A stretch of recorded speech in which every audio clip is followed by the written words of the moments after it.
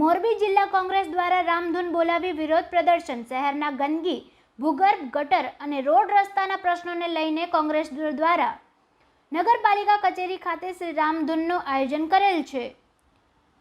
મોરબી શહેર કોંગ્રેસ સમિતિ દ્વારા મોરબી નગરપાલિકા કચેરીએ રામધૂન બોલાવીને તંત્રની આંખ ખોલવાનો પ્રયાસ કરવામાં આવ્યો હતો. જ્યાં સુધી ચીફ ઓફિસર રૂબરૂ આવીને પ્રજાના પ્રશ્નો નહીં સાંભળે ત્યાં સુધી કોંગ્રેસના હોદ્દેદારો અને કાર્યકરોએ રામધૂન બોલાવવાનું કહીને કચેરીએ બેસી ગયા હતા. જો કે ત્યાં ફરજ પરના પોલીસ જવાનો કોંગ્રેસના હોદ્દેદારો અને કાર્યકરોને ટીંગાટોળી કરી પોલીસ વાનમાં બેસાડી લઈ ગઈ હતી. હાલમાં મોરબી શહેરમાં ગંદકી, ગટર, રસ્તાઓ, રખડતા રઝળતા પશુઓ, પાણીના પ્રશ્નોને લગતી પ્રાથમિક જરૂરિયાતો અંગે મોરબી શહેરની પ્રજાને ભારે હાલાકી ભોગવવી પડે છે. તેમજ શહેરમાં અનેક જગ્યાએ ગટરના ગંદા પાણી રોડ રસ્તાઓ ઉપર ભરાયેલા જોવા મળે છે. ગટરના ઢાંકણાઓ ખુલ્લા તથા તૂટેલી હાલતમાં જોવા મળી રહ્યા છે, જેના કારણે શહેરમાં મચ્છરો માખીઓનો ઉપદ્રવ થાય છે તેમ છે. તેમજ આવા મચ્છરો માખીઓના ઉપદ્રવના કારણે શહેરમાં ભારે રોગચાળો ફાટી નીકળવાની દહેશત ફેલાઈ છે. જેથી આવા પ્રશ્નોનું નગરપાલિકા દ્વારા નિરાકરણ લાવવામાં આવતું ન હોય, પ્રજાને ન્યાય મળતો ન હોય, મોરબી શહેર કોંગ્રેસ સમિતિ દ્વારા શ્રી રામધૂનનું આયોજન કરેલ છે.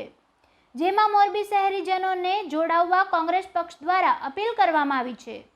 વધુમાં પુષ્પરાજસિંહ જાડેજાએ પાલિકાના જવાબદાર અધિકારી સાથે વાતચીત કરતા કહ્યું હતું કે મોરબી શહેરના વિવિધ વિસ્તારના નાગરિકો છેલ્લા ઘણા સમયથી સમસ્યાઓને લઈને પાલિકાને અરજી આપે છે, પરંતુ પાલિકા તંત્ર દ્વારા કોઈ કાર્યવાહી કરવામાં આવતી નથી. તેથી ચીફ ઓફિસર આ પ્રશ્નો સાંભળે અને તેમને ખાતરી આપે કે વર્ષોથી અટકેલા કામો છે તેનું તાત્કાલિક સમાધાન કરે તેવી કોંગ્રેસની માંગણી છે. મોરબી નગરપાલિકા કચેરી ખાતે શ્રી રામધૂન બોલાવતા કોંગ્રેસ કાર્યકરોની પોલીસે ટીંગાટોળી કરી અટકાયત કરવામાં આવી. તમામ કાર્યકર્તાઓને પોલીસ સ્ટેશન લઈ જવામાં આવ્યા છે.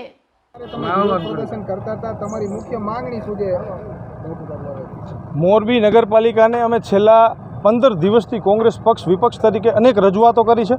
એ રજૂઆતો માત્ર સાંભળવા માટે સાંભળે છે. જ્યારે તંત્ર ઘોર નિંદ્રામાં હોય ત્યારે આજે કોંગ્રેસ પક્ષે નગરપાલિકાના પટાંગણની અંદર છેલ્લો સહારો ભગવાન શ્રી રામનો લઈને ભગવાન શ્રી રામને યાદ કરીને અમે રામધૂનનો કાર્યક્રમ રાખેલો હતો. એ કાર્યક્રમમાં અમારી રજૂઆત ચીફ ઓફિસરે પણ ન સાંભળી, ત્યાંના કોઈ હેડ ક્લાર્ક દ્વારા સાંભળવામાં આવી. એટલે આ મોરબીની અંદર ગંદકીના, પાણીના, ગટરના ઘણા બધા પ્રશ્નો છે જેને કોઈ રજૂઆત સાંભળવા દરકાર લેવાવાળું નથી.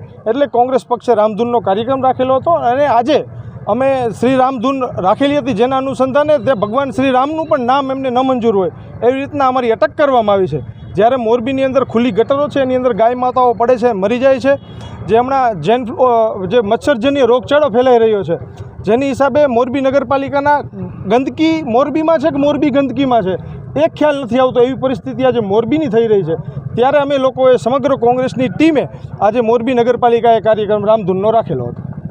પાલિકાના પટાંગણમાં શું પ્રશ્ન છે, શા માટે તેની લોકો આવ્યા હતા અને એનો માંગણી શું છે? જેઓ લોકોની સુખાકારી માટેની રોડ રસ્તાની છે, ભૂગર્ભની છે, પીવાના પાણીની છે, અત્યારે ચોમાસું હોય તો પાણી ભરાઈ જવાની છે, પછી એના નિકાલ માટે અમે આ જે તે વિભાગને જાણ કરી જેટલી બને એટલી શક્ય હોય તો ત્યાં સુધી વહેલાસર નિકાલ થાય એવા પ્રયત્ન કરવામાં આવશે. Ashok Kharchariya, GTV news, Morbi.